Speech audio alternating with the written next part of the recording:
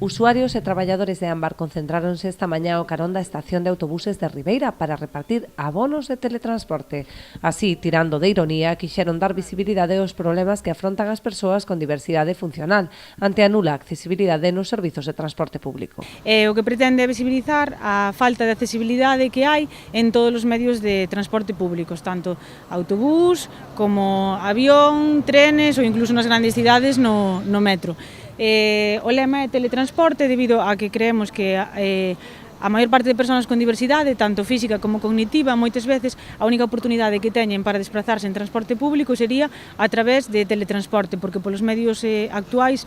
é totalmente imposible. Xa non só a nivel físico, que existen barreiras, pois as que podemos ver todos, como para nós agora tuvamos dificultades para acceder á estación de autobús por falta de rampas ou itinerarios accesibles, pero tamén a accesibilidade cognitiva para persoas con diversidade visual, que necesitan pois algún panel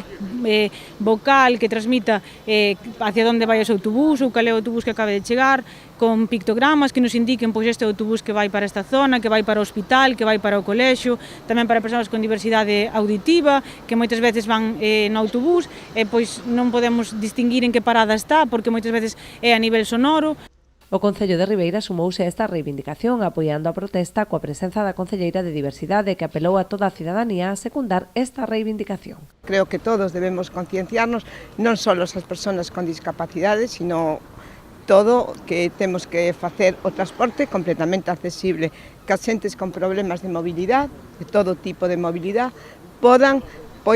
viaxar, podan desplazarse e non teñan